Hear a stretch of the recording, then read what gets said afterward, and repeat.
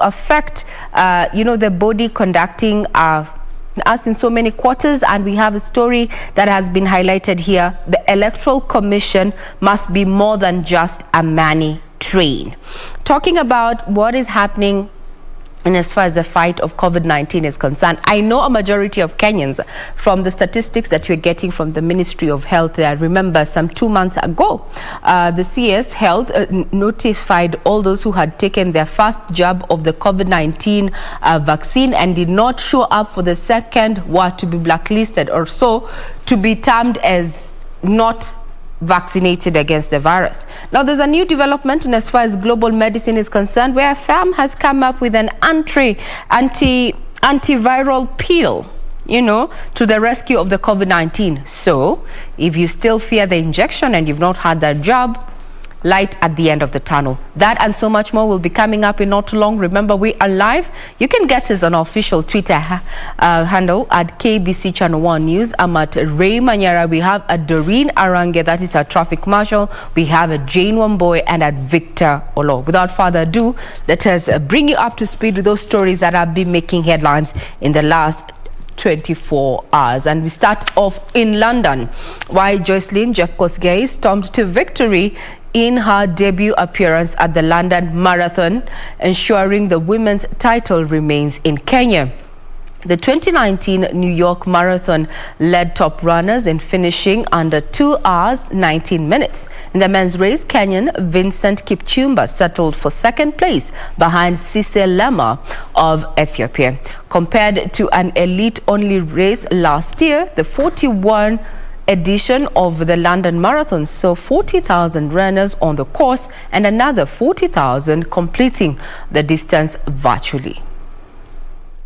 Olympic silver medalist from the Peckham BMX Club signals the start of tens of thousands of dreams here. The London Marathon, a World Athletics Elite Platinum Label event, returned to a full-scale race on Sunday, and it turned out to be a day of mixed fortunes for Kenya in the 41st edition, held in fine, dry and cool conditions. Women's fields is really quite something. Of course, we saw a world half marathon. Jocelyn Jepkosgei, winner of the New York Marathon in 2019 and runner-up in Valencia last year, outran a field of 20 elite athletes in her debut London outing. The pace that these women set off at, so if some of them weren't in that sort of shape, they're going to start to struggle now. Jepkosgei cut the tape after 2 hours 17 minutes and 43 seconds, ahead of Ethiopians Degitu Azimeru and Ashete Bekere, who were separated by 20 seconds. Defending champion Bridget Kosgei, racing 2 months after winning silver in the Tokyo Olympics, came in fourth in 2 hours 18 minutes and 40 seconds, 14 seconds ahead of Lorna Chemtai. And savor every single second of this. In the men's contest, 2019 Vienna and Amsterdam Marathons champion Vincent Kipchumba took second spot, 27 seconds slower than winner Sise Lema of Ethiopia. Lema claimed victory in 2 hours 4 minutes and 1 second, making him the 6th fastest runner ever at the event. His compatriot Mosineti Gremeu was third. Finish for Vincent Kipchumba, runner-up last year, runner-up this year, but there's no disgrace in that performance. He's beaten his lifetime best. He's inside 2:05 for the first time. Defending champion Shura Kitata of Ethiopia finished 6th.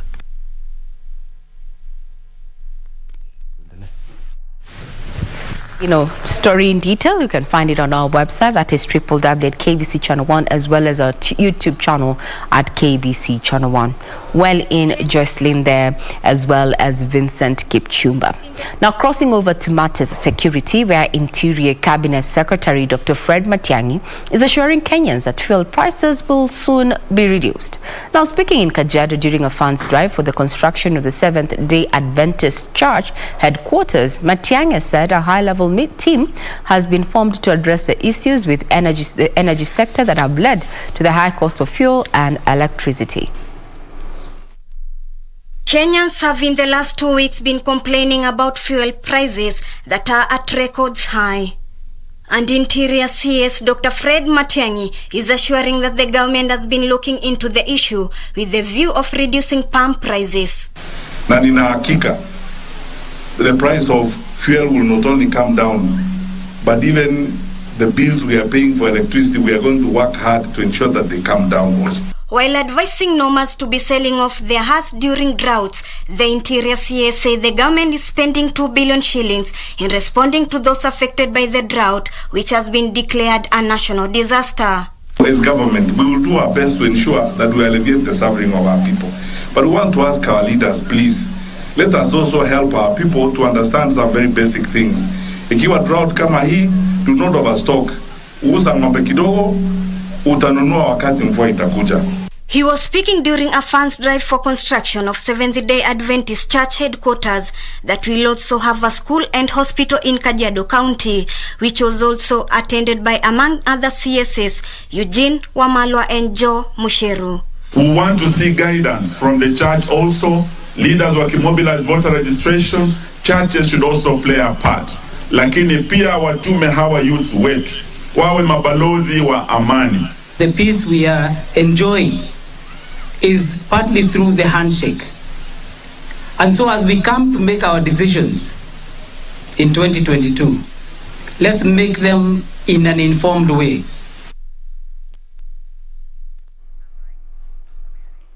To matters politics, ODM leader Raila Odinga promised to revive the ailing livestock sector if elected Kenya's next president in the 2022 general election. Speaking Sunday, he kicked off his tour of northeastern region.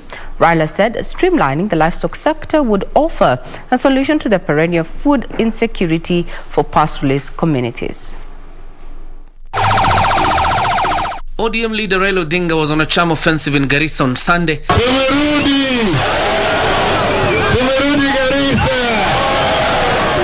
He vowed to address the number of challenges affecting the region if elected as Kenya's next president.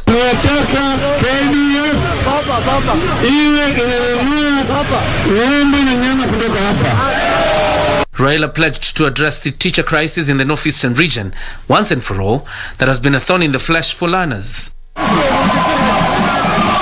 Raila, who was accompanied by several leaders including Area Governor Ali Kurani, his Kakamega counterpart Wycliffe Oparanya, as well as Siaya Senator James Orengo, disclosed that he was the brain behind the tamaking of the Garissa-Nuno Modogashu Road. He said the top on his agenda, if elected, will be the completion of stalled road projects in the area. The former premier is expected to address a delegates meeting to be attended by leaders from Garissa, Wajir, Isiolo, Marsabit and Mandera on Monday.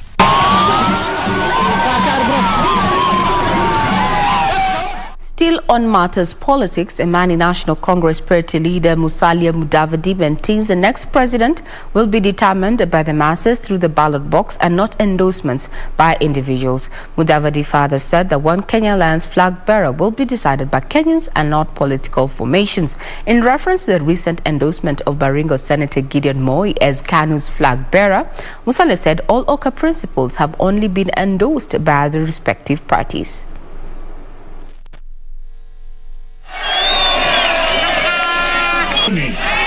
ANC uchumi bora, basi hiyo ndio ishara ya ANC. Tunaelewana? Kile ambacho kilifanyika ni kwamba chama chake kilikuwa kinampatia heshima awe presidential candidate. ANC pia tayari ilikuwa imefanya hivyo kwanza. Kwa hivyo sisi kwa pale ilikuwa in solidarity na mheshimiwa Gideon Wakana. Sio kusema kwamba huo ndio uamuzi wa One Kenya. Wale vijana ambao wamehitimu sasa, wale wa miaka 18, tungependa wapate nafasi, wasajiliwe, wapige kura, kwa sababu kura yao itakuwa na maana sana mwaka ujao wakiamua wanataka viongozi wa aina gani. Sisi kwa pale ilikuwa in solidarity na mheshimiwa Gideon Wakana. Sio kusema kwamba huo ndio uamuzi wa One Kenya. Speaking when he attended a church service and the wedding ceremony of Amani National Congress Party Nairobi branch chairman Brian Mulama at the Redeemed Gospel Church Buruburu, Musalia Mudavadi called on Kenyans to remain peaceful and make wise decisions at the ballot come 2022. Musalia at the same time urged youths to take advantage of the voter registration window to enlist so that they can exercise their democratic right come next year. Wale vijana ambao wamehitimu sasa, wale wa miaka 18, tungependa wapate nafasi, wasajiliwe, wapige kura, kwa sababu kura yao itakuwa na maana sana mwaka ujao. The same call to the youth was made by Orange Democratic Movement presidential hopeful Jimmy Wanjigi, who attended Sunday service at Makupa PCEA Church in Mombasa County.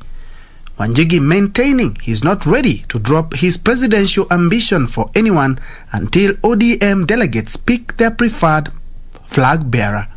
The young people of this country are going to be about 70% of the vote. Register, register, register. It is important that we are transparent in these elections. The whole country is looking at what ODM does. And ODM has a responsibility as one of the oldest standing parties in this republic to show the country that it is democratic. And the Independent Electoral and Boundaries Commission will officially kickstart the enhanced continuous voter registration exercise on Monday. The 45 days exercise is targeting to register over 6 million new voters, majority being youth who have attained the age of 18 years. Oka's flag bearer will be appointed by Kenyans, says ANC leader Musalia Mudavadi. At the same time, Deputy President William Ruto is urging the church not to lock out politicians, says they not only need spiritual nourishment, but also support. Ruto, who spent the day in Kisii County, where he attended 2 separate church services, used Bible verses to deliver politically loaded messages which called for sobriety in politics to promote peace and cohesion and empowering Kenyans economically.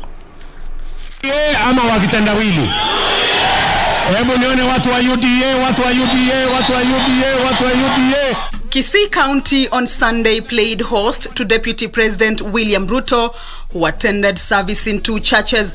The first was Mass at St. Dennis Kenyenya Catholic Church in Bomachoge, Borabu.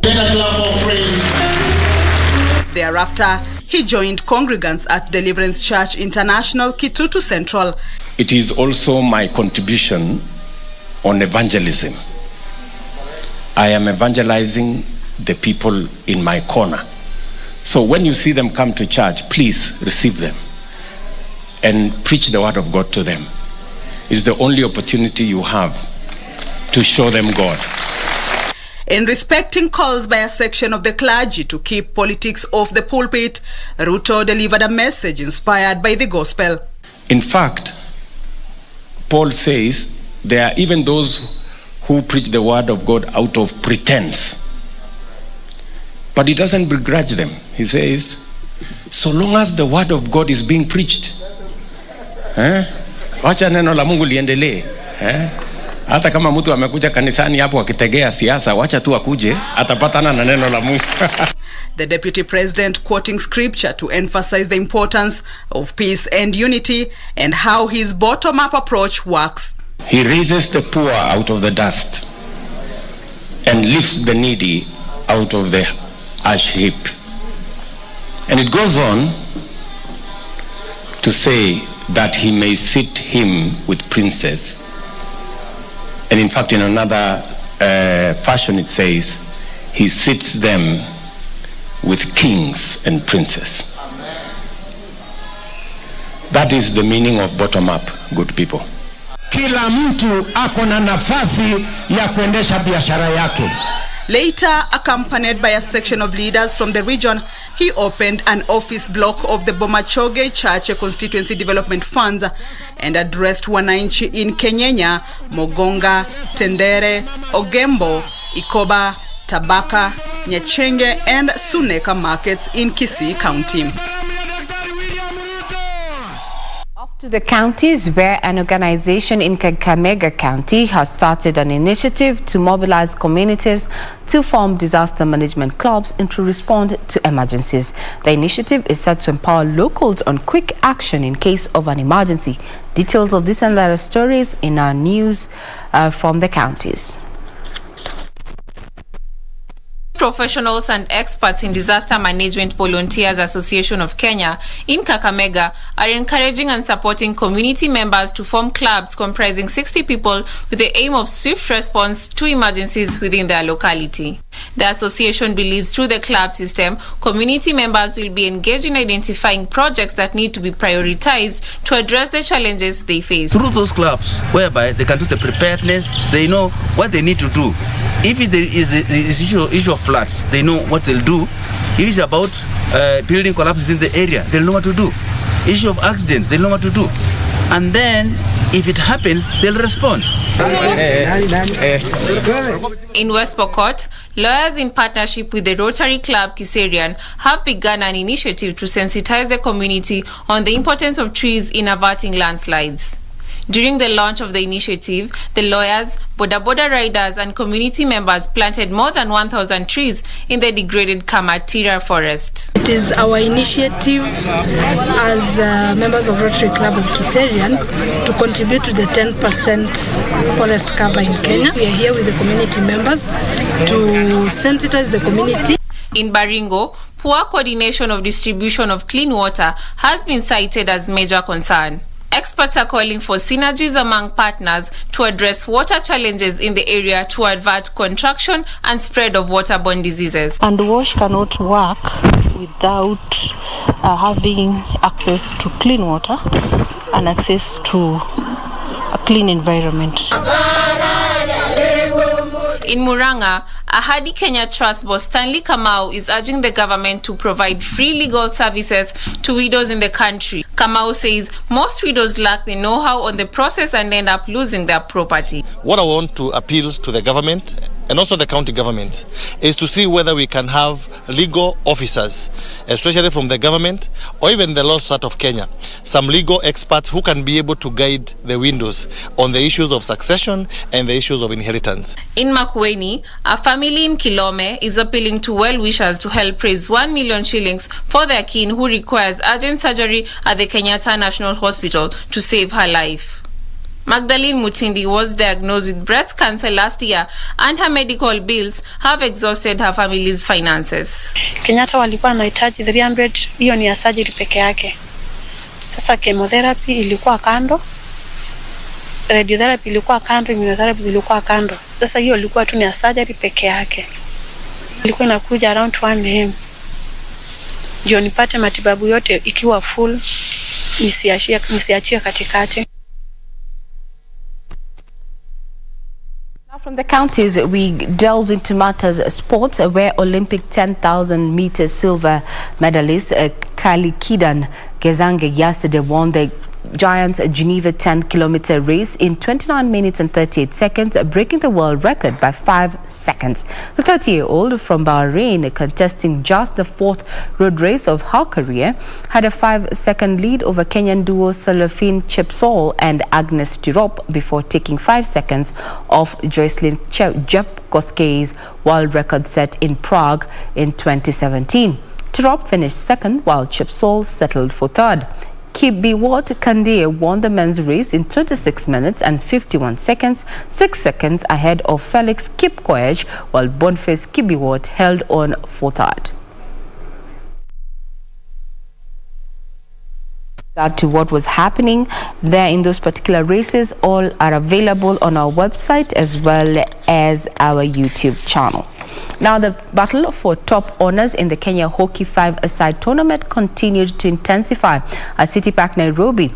Blazers registered the highest score in the Prem round after ruthlessly hammering Sliders 8-0.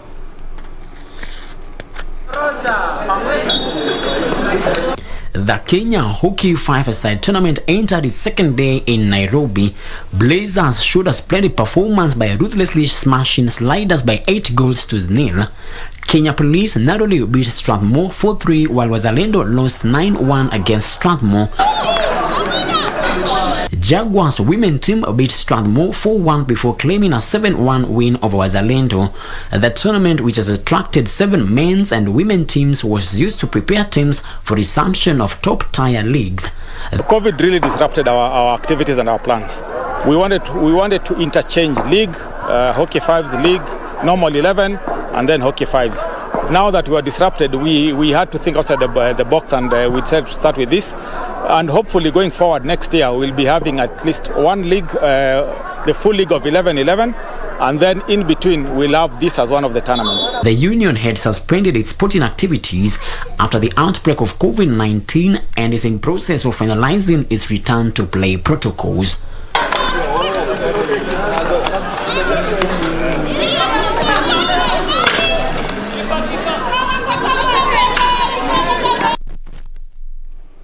Now, before we take a quick breather, Zimbabwe's Tafara Mpofu grabbed a 2 shots lead as the 2021 Safari Tour Season 4 second leg got underway at the TAF Playing Vet Lab Sports Club course on Sunday. The second round, which will decide the top 20 who will proceed to the money list, is set for today.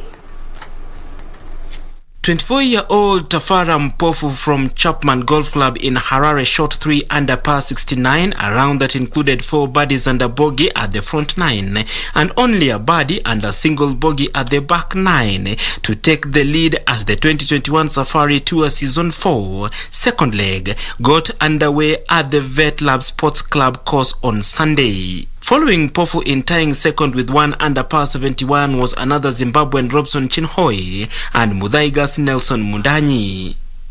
Chinhoi bogeyed the par 3rd, then picked up birdies from 5th to 8th. He, however, started the back 9 badly, dropping shots on 10th and 11th. He recovered then on the 14th and 15th, but picked up double bogey 6 at the home green for 2 over back 9 to tie with Mundanyi, who played a neat bogey-free round which had 17 pars and 1 birdie, holed at the par 5 7th hole. Home pro Matthew Omondi, who missed the first leg at Sigona last week, shot 1 over par 73 to stay closely with the leaders. The second round, which will decide the top 20 who will proceed to money list.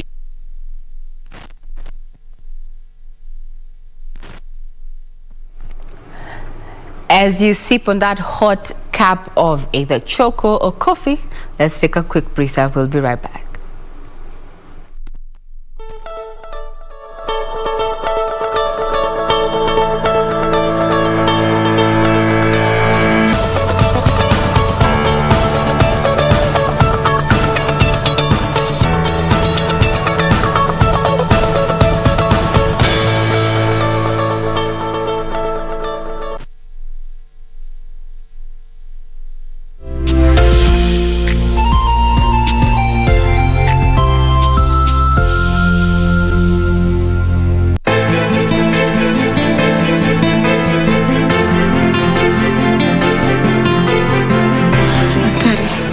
Vipi?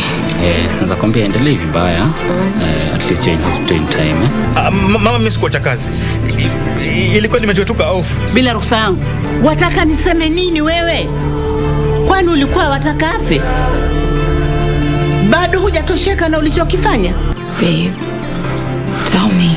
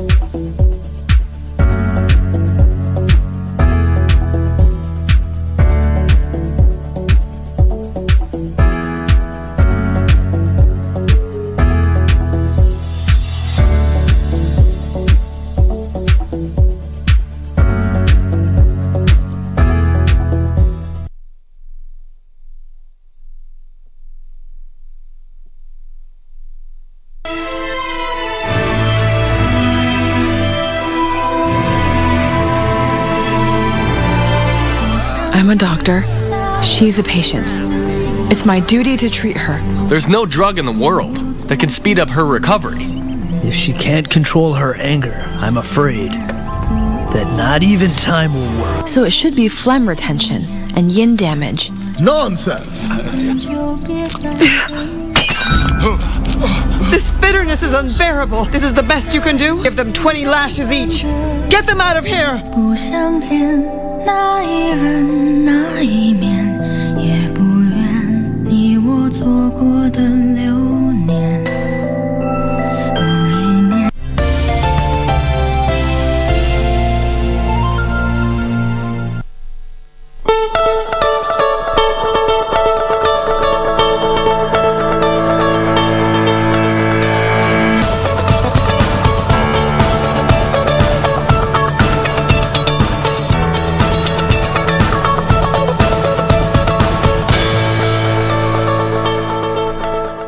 Kagwe,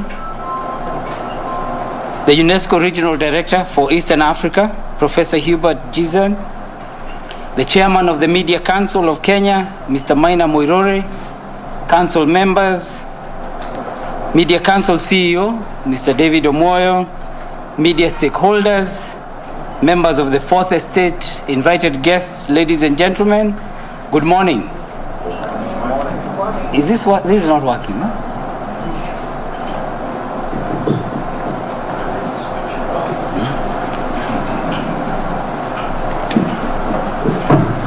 Okay, I think that's better. Good morning again. So it gives me great pleasure to be here this morning to witness the launch of the Media Council of Kenya, of COVID-19 Health Information Portal for the media practitioners. I will start by commending our media for their reporting and informing public on the COVID-19 pandemic, despite the many uncertainties and mysteries surrounding it. I must say that media outlets across the country have prioritized coverage of the pandemic, creating awareness and boosting the vaccination exercise. This has in turn contributed to the behavioral change amongst the population, resulting in a reduction of the infection rates. However, the ever-changing and sometimes unverified nature of COVID-19 information has left journalists and researchers with challenges in providing accurate information to the public. While the virus has negatively disrupted society, there are still many gray areas that have yet to be cleared. We have seen vaccine deniers who have peddled all manner of conspiracy theories about the vaccine, many bordering on the absurd. So I'm very happy today. We have our Chief Doctor of Corona, Honorable Mutahi Kagwe, and it's worth mentioning that even before this he was Minister of Information, so he had the same position that I have today. So he's very experienced, and I think while vaccinating prisoners, I heard him mention something about transformers, and I'm hoping that today he's going to give us all that information, and you know, that can then be available on this portal to ensure that we will all understand the challenges. COVID is here with us and is here to stay, and so we must find ways of how we will work with it amongst us and ensure that our economies and livelihoods continue. And so I'm pleased that he's here, and even though I have a speech which I was going to read as far as COVID-19 is concerned and how to live with it, and we hope over time, even other pandemics, any other situations that come, will create more and more portals so that there is a central repository of the information. So let me end there. And really, I'm looking forward to hearing Honorable Senator Mutahi Kagwe explain to us all the intrigues of Corona, and also his personal testimony, I hope, will be available on the website or the portal that is being launched. So please be upstanding. Let us welcome our chief guest, Honorable Senator Mutahi. Specific clarity regarding exactly what happened in Wuhan city. I don't think anybody can stand here and hold the Bible and tell me this is exactly what happened in Wuhan sometime in the year 2018. I don't think so. So we simply can go by what we know and believe that since we are seeing results by the measures that we are taking, assume that the research is continuous and we are going to continue learning a lot more about this disease. And because of that, because we expect to continue engagements with this virus, it is only right and fair and very apt and timely that we have launched this portal at this time. And I think that moving forward, you are going hopefully to be as interactive as possible on the portal. We hope that you are going to widen the scope of what you are going to be covering. We hope that more information will appear on the portal as we at the Ministry of Health continue to receive it. What I can tell you is that we will continue as a ministry to cooperate with you, to cooperate with UNESCO, and to cooperate with stakeholders as much as we can in order to give you all the information, efficacious information, because we also don't want to just give you information. To this end, I also want to thank my brother and colleague, Joe Mushero.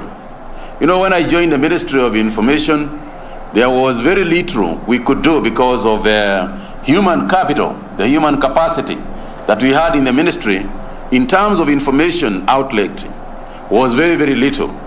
But today, because of your help, we can boast of a sizable group of people who we are working with.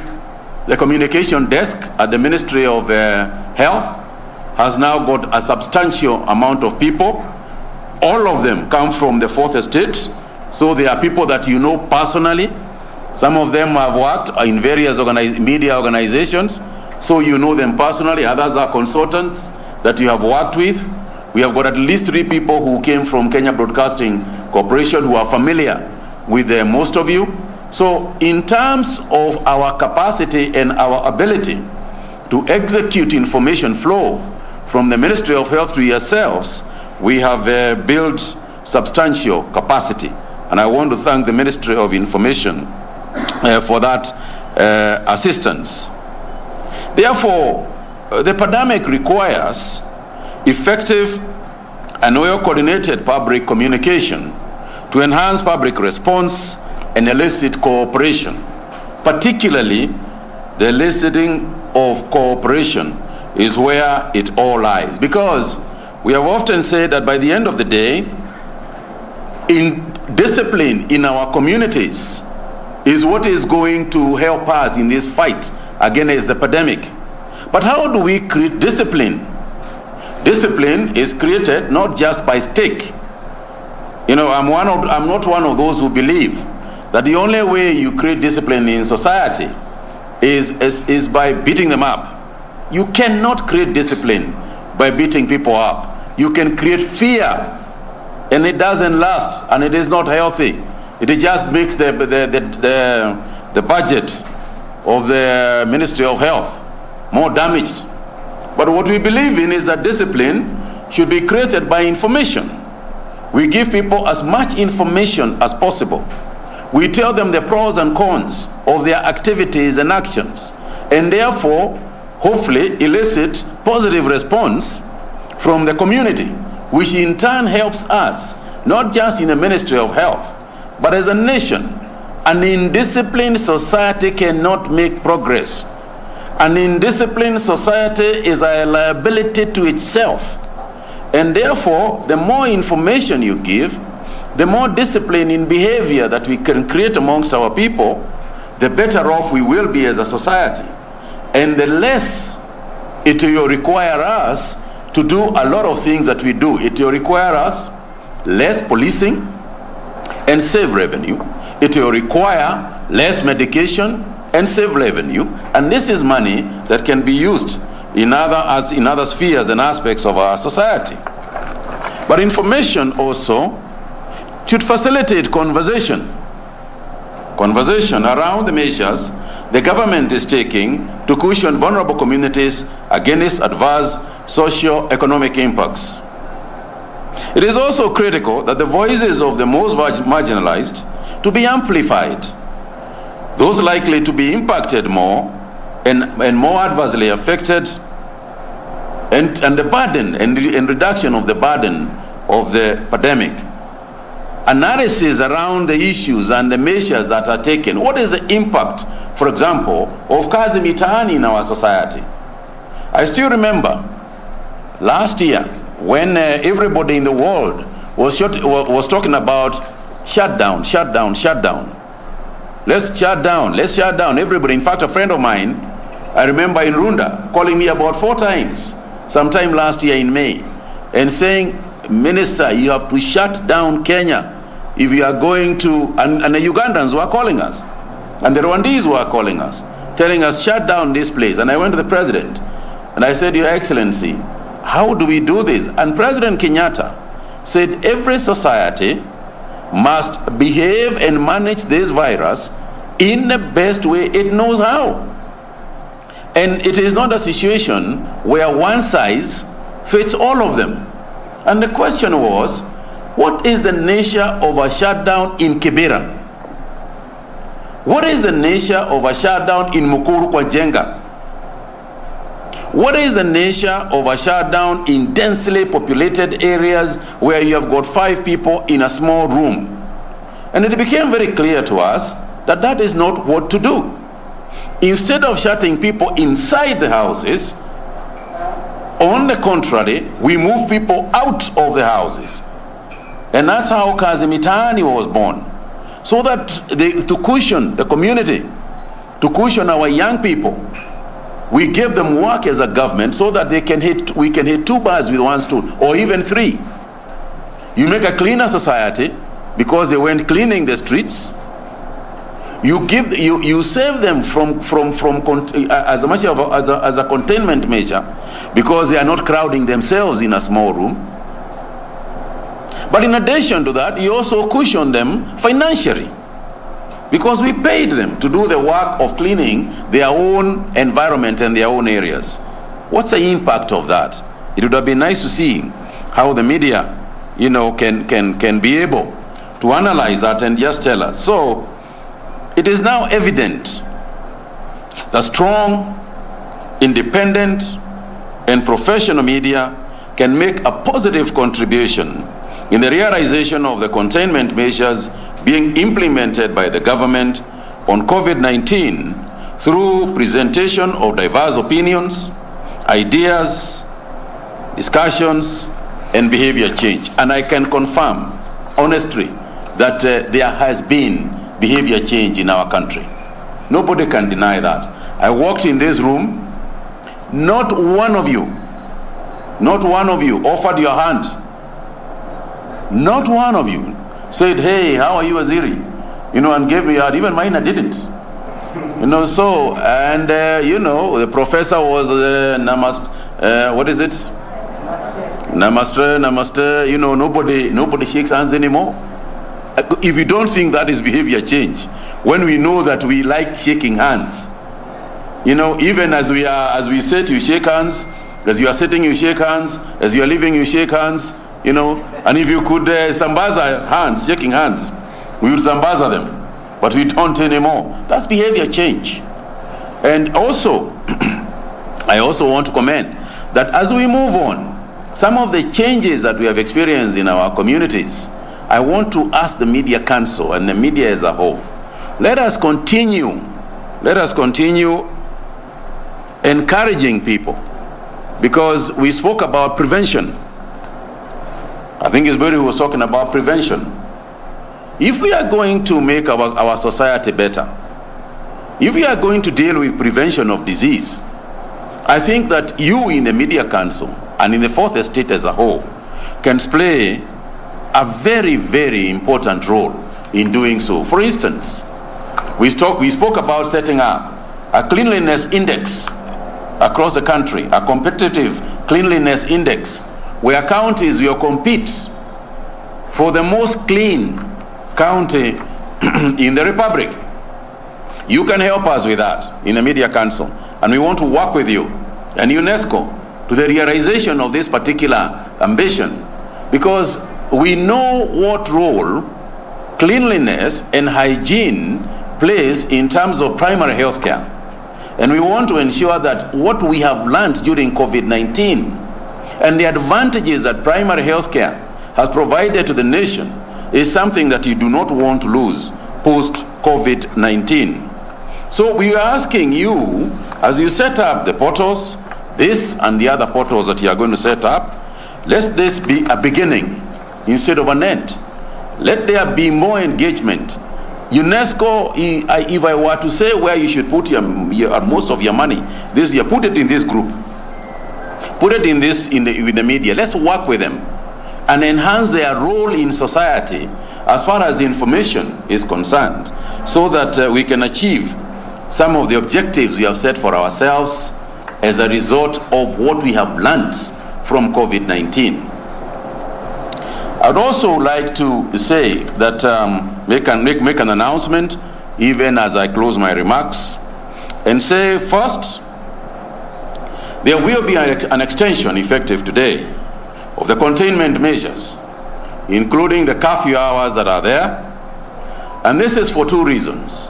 Number one is that we are still, as far as the positivity rate is concerned, we are still above the WHO recommended figures in terms of a 2 weeks period when you have got less than 5% of positivity rate at a high testing level. Secondly, we need at least the 30 days that we are going to extend the time to, so that we can vaccinate as many people during that period as possible. As we head for the Christmas holidays, we need to ensure that as many people in this country have been vaccinated as possible. It is the only way we can be able to fully open our economy, and we hope to do so, during the period that we have announced. So, in consultation with the National Emergency Response Committee on Coronavirus, and obviously consulting with His Excellency the President, the government will indeed announce an extension of the hours that we have got for the containment measures to remain the same until perhaps by the end of this month. And therefore, my colleagues, ladies and gentlemen, it is with these few remarks that I now declare the Media Council COVID-19 Information Portal officially launched.